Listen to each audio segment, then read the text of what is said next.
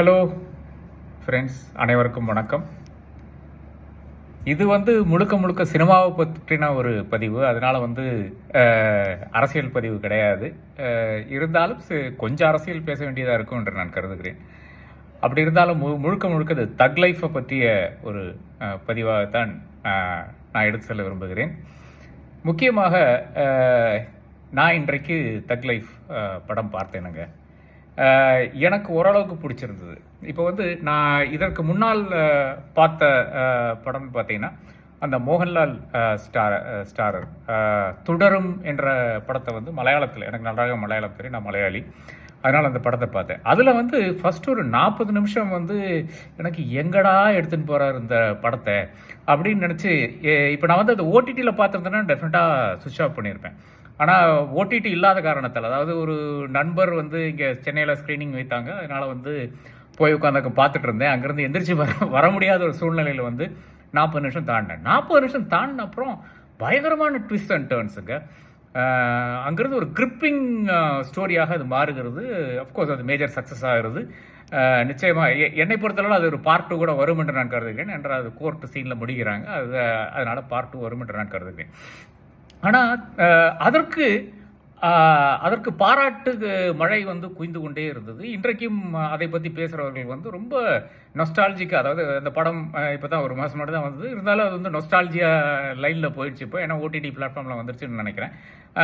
அதனால் இப்போது அது அந்த கேட்டகரியில் தான், நொஸ்டாலஜியா கேட்டகரியில் வந்துடும். இன்றைக்கும் அதை பற்றி பேசுகிறவர்கள் அந்த அளவுக்கு நன்றாக சூப்பரான படம் பேசிக்கொண்டிருக்கலாம். ஆனால் ஃபஸ்ட்டு ஒரு 30-40 மினிட்ஸு சகிக்கவே முடியாதுங்க. அதாவது என்ன கடை எடுத்துன்னு போகிறாரு, எங்கே எடுத்துன்னு போகிறாருன்ற அந்த போர்டம் நமக்கு வருதுங்க.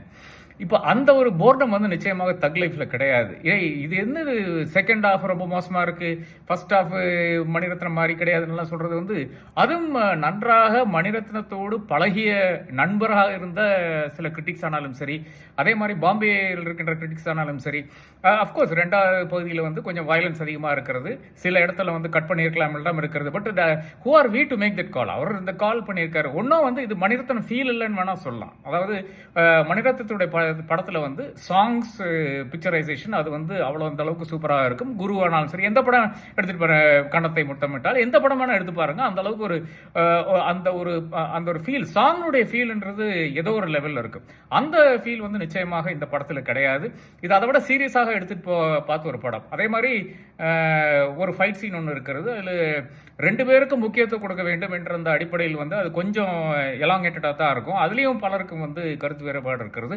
பட் இது முழுக்க முழுக்க ஏதோ மோசமான படம், இது என்ன படம், இது யாருக்காக எடுத்திருக்காங்கல்ல சொல்றது எனக்கு ரொம்ப வியப்பாக இருந்தது. நிறைய கிரிட்டிக்ஸ் இந்த மாதிரி பேசியுள்ளார்கள். அதுவும் குறிப்பாக இந்த யூடியூப்ல வர்ற கிரிட்டிக்ஸ் ரொம்ப ரொம்ப மோசமாக அந்த படத்தை கூறியிருக்கிறார்கள். அதே மாதிரி அந்த தி பாடின பாட்டு சின்மை இந்த தக் லைஃபினுடைய அந்த ஆடியோ ரிலீஸ்ல நினைக்கிறேன், அந்த பாடிய அந்த பாட்டு இந்த படத்தில் கிடையாது. இந்த மாதிரி விஷயங்களுக்காக பலரும் இதை பற்றி ஏளனமாக, கிண்டலாக, கேலியாக மணிரத்னத்தினுடைய கேரியரே முடிஞ்சு போச்சு. ஒரு நண்பருடைய ட்வீட் பார்த்தேன், 45 வயசுக்கு மேலே யாரும் டைரக்டராகவே இருக்கக்கூடாது அப்படின்லாம் போட்டிருக்கிறார்கள். மிக மிக வேதனைக்குரியது. இந்த அளவுக்கு உங்களுக்கு படம் பிடிச்சிருக்கு, பிடிக்கலன்னு வேணா தாராளமாக சொல்ல. இப்போ நானே விஜயனுடைய எவ்வளோ படங்கள் சில படங்கள் எனக்கு பிடிக்கும், சில படங்கள் எனக்கு பிடிக்காது. பிடிக்காதுன்னு சொல்லிட்டு போயிட்டு இருப்போம். அது குறிப்பாக இந்த விஷயங்கள் பிடிக்கும், இந்த விஷயங்கள் பிடிக்காதுன்னு சொல்றது தவறு இல்லை என்று நான் நினைக்கிறேன். ஆனால் பல கிரிட்டிக்ஸும் ஏதோ தங்களை தாங்களே ஒரு தெய்வமாக எடுத்துக்கொண்டு அது எல்லாரும் சேர்ந்த மாதிரி ஒரு அடி அடிச்சிருக்காங்க பாருங்க மணிரத்ன கமல் இந்த கம்பெனிக்கு. அது எனக்கு கொஞ்சம் விசித்திரமாகத்தான் இருக்கிறது. கமலனுடைய அரசியல் நகர்வுகளா, இல்லை என்றால் அரசியல் எங்க சென்று கொண்டிருக்கிறார் அதனால அடிக்கிறாங்களா, இல்லை மணிரத்னத்துக்கு ஒரு ஃபேன் ஃபாலோயிங் இருக்கிறது, ஆனால் அது ஒரு அப்பர் மிடில் கிளாஸ் ஃபாலோயிங், அவருக்கு எதிராக அடிக்கிறார்களா, இல்லை அவர்கள் 2 பேரும் ஒரு இடத்தை சார்ந்தவர்கள் அதற்காக அடிக்கிறார்களா என்று எனக்கு புரியவில்லை. அதே மாதிரி த்ரிஷாவுக்கும் ஓரளவுக்கு சப்போர்ட்டர்ஸ் இருக்காங்க. அதே நேரத்தில் நிறைய பேர் த்ரிஷாவுக்கு எகெயின்ஸ்டாக இருக்கிறார்கள். அதையும் நான் இன்ஸ்டால பார்த்து கொண்டு தான் இருக்கிறேன். த்ரிஷா வந்தனால படம் மோசமாயிடுச்சுன்னா, ஒரு காலத்தில் மாதவிக்கு எதிராக இந்த மாதிரி பெரிய ஒரு போராட்டம் இல்லை, இப்போ ஒரு நெகட்டிவிட்டி ஸ்ப்ரெட் பண்ணி கொண்டிருந்தார்கள். மாதவி இருந்தால் படம் உருப்படாதுன்றெல்லாம் சொல்லிக் கொண்டிருந்தார்கள். ஏறத்தாழ அந்த ஒரு பேசிஸில் பண்ணுறாங்களாலும் எனக்கு தெரியவில்லை. அப்படி இருந்தால் கூட படம் பார்க்கக்கூடிய படங்க அனைவரும் சென்று கண்டு மகிழக்கூடிய படம் ஆகத்தான் நான் பார்க்கிறேன். ஃபேமிலி என்டர்டெயினர் கேட்டிங்கன்னா நிச்சயமாக குழந்தைகள் பார்க்கும்போது கொஞ்சம் பயம் வரும். ஏனென்றால் ஒரு அதனுடைய வயலன்ஸ் வந்து அந்த அளவுக்கு இருக்கிறது என்று நான் கருதுகிறேன். பட் அப்படி இருந்தால் கூட அனைவரும் கண்டுகளிக்கக்கூடிய படம் தான். பெருசாக ஒன்றும் கமல் படத்தில் வருகின்ற அளவுக்கு அந்த சஜஸ்டிவ் அந்த செக்ஷுவல் அண்டர் டோன்ஸ் இல்லை என்றால் ஓவர் டோன்ஸ் இருக்கு இல்லையா, அந்த அளவுக்கு ஓவர் டோன்ஸ் கூட கிடையாத ஒரு படமாக இருக்கிறது. அது ஆக்சுவலாக வந்து என்னை பொறுத்தவரை அதிர்ச்சி அளிக்கின்ற ஒரு விஷயமாகத்தான் நான் பார்க்கிறேன். அப்போ என்னை பொறுத்தவரை நான் வந்து ஃபர்ஸ்ட் ஹாஃப் முடிஞ்சோடனே நானும் நண்பர்கள் ஒரு 10-12 பேர் சேர்ந்து போயிருந்தோம். ஒருத்தர் பேசிக்கொண்டிருந்தோம். அது ஒருத்தர் வந்து வரவே மாட்டேன்ட்டாரு. என் நண்பர் மகி வந்து வரவே மாட்டேன்ட்டாரு. கடைசியில் வந்து அவர் தரன்னு பிடிச்சி இழுத்துட்டு வர வேண்டியதாக போச்சு. பாலின்ற ஃப்ரெண்ட் வந்து இழுத்துட்டு வந்தாரு. அவர் சொல்றாரு, என்னங்க அது இப்படி இருக்கிற நண்பர்கள் பூரா வந்து மோசம் சொல்லி கொண்டிருக்கிறார்கள்.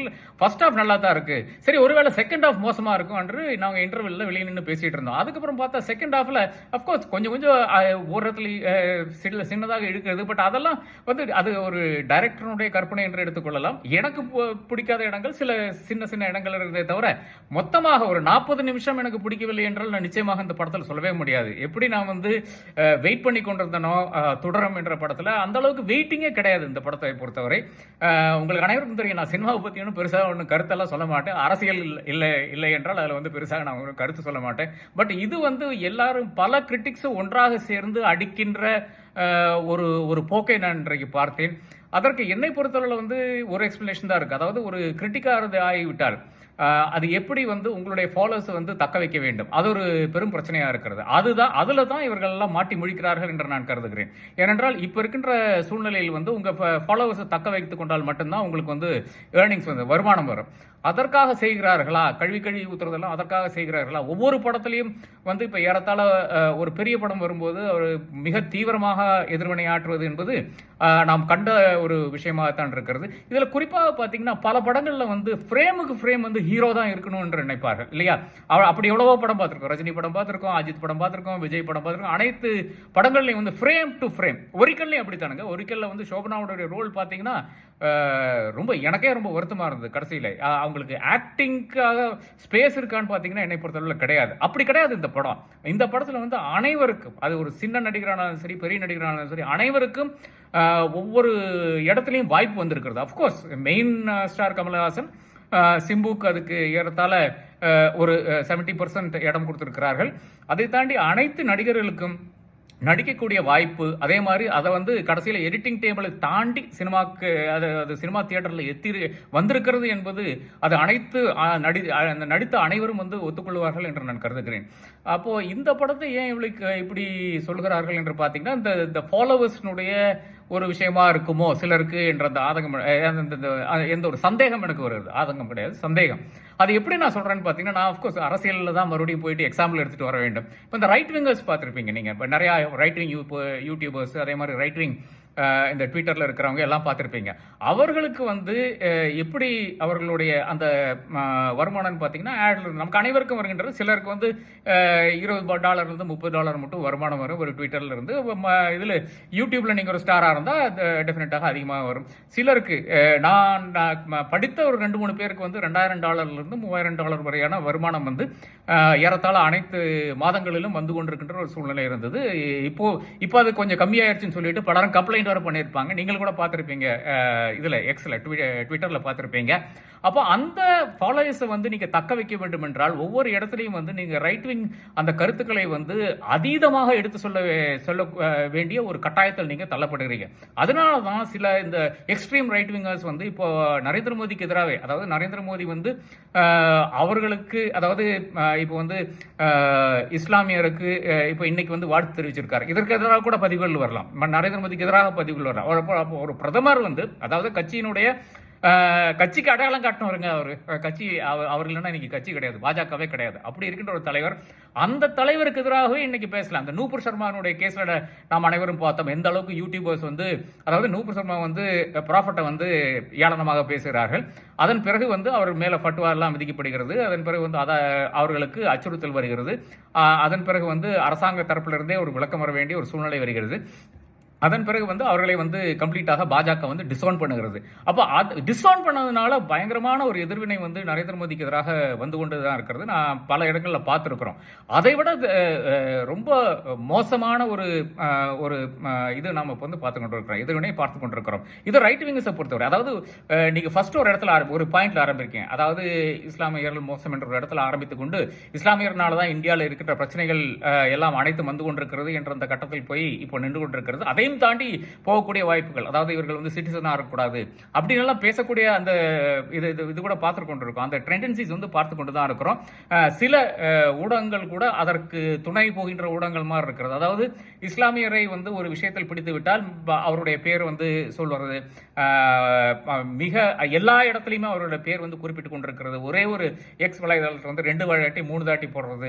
ஆனால் அதே இடத்துல வந்து ஒரு ஹிந்துவை பிடிக்கப்பட்டால் 1% has been arrested என்று போட்டு வருவது. இதையும் நான் பார்த்து கொண்டு தான் இருக்கான் அவருடைய அந்த ஊடகத்தில் கூட. அப்போ இதெல்லாம் ஒரு எக்ஸ்ட்ரீம் திசையை பார்த்து நோக்கி போய் கொண்டிருக்கிறது. அப்போ அந்த எக்ஸ்ட்ரீம், நீங்க அந்த எக்ஸ்ட்ரீமுடைய அந்த மைட்களை வந்து நகர்த்தி சென்று கொண்டிருக்கிறீர்கள்.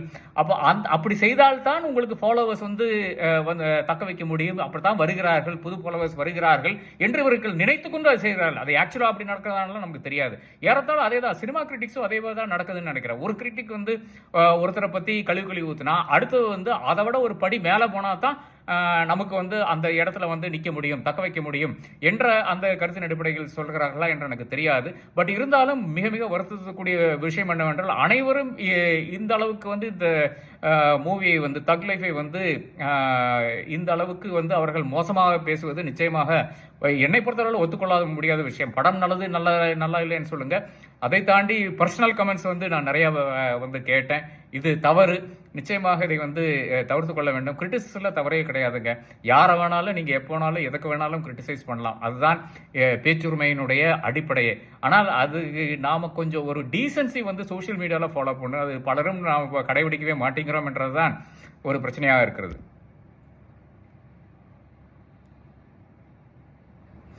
நன்றி, வணக்கம்.